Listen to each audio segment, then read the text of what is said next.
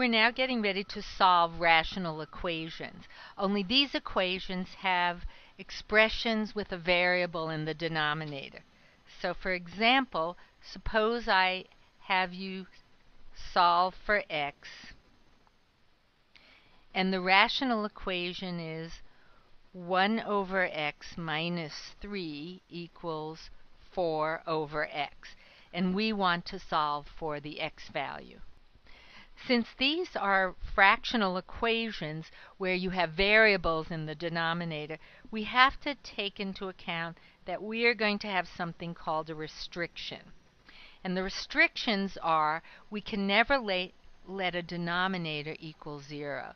So the restrictions are what values of the variable would make the denominator equal to 0.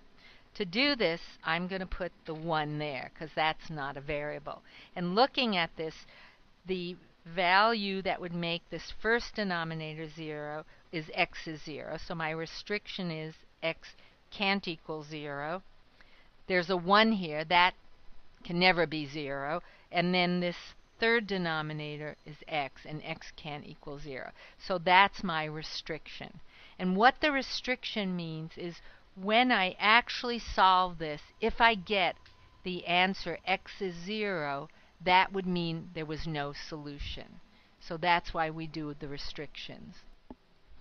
Just like we did when we had fractional equations with numbers in the denominator, our first step is to come up with the lowest common denominator, which in this case is just x. Then we are going to multiply the lowest common denominator times each part of the equation. So this is times x over 1, this is x over 1, this is x over 1.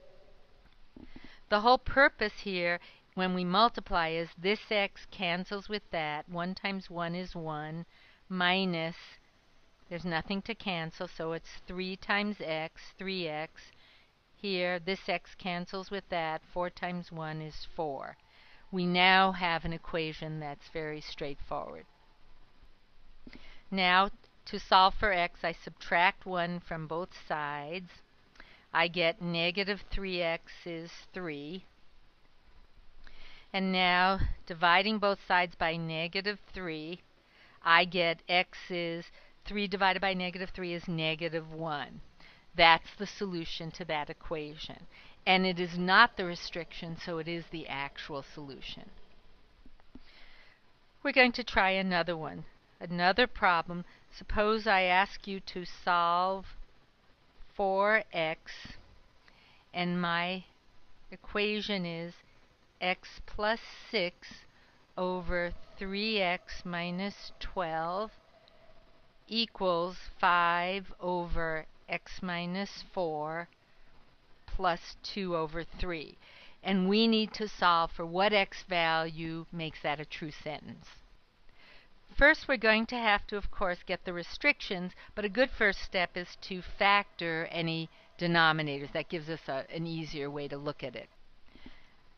Factoring this denominator becomes factoring out the greatest common factor, 3 times x minus 4. Now we're going to identify the restrictions. And the restrictions are to set each denominator that contains a variable x equal to 0. And that's the value that x cannot equal. So I actually write it like this. 3 times x minus 4 cannot equal 0. So x minus 4 can't equal 0. If I move the 4 over, that's when x cannot equal 4. And similarly, letting x minus 4 not equal 0 gives me the same restriction. And of course, you can't set a number equal to 0, so that doesn't weigh in our restrictions.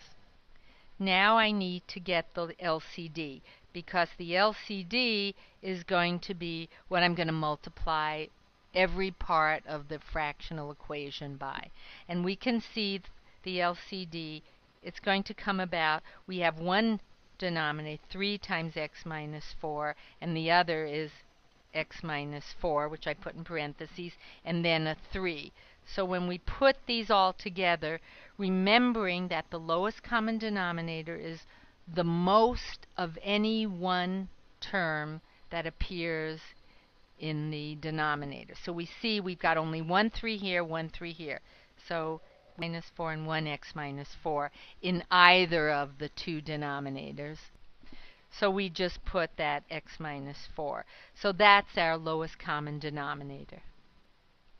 So now I'm going to multiply every term here by 3x minus 4 over 1, 3x minus 4 over 1. Now, because x plus 6 was one term, I can put it in parentheses. But in doing this, the whole purpose is to cancel this denominator with this. You never want to multiply across. You want to cancel first.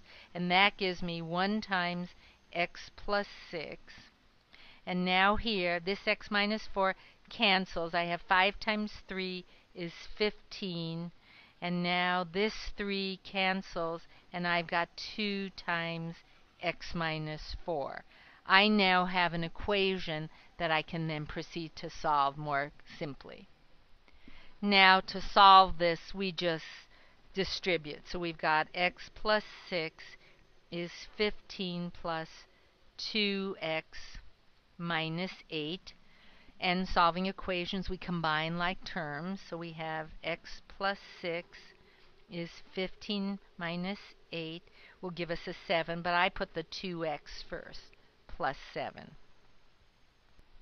Now in one step I can subtract x and subtract 7. Finishing this, we see that 6 and negative 7 is negative 1, is 2x minus x is x. So our solution is x is negative 1.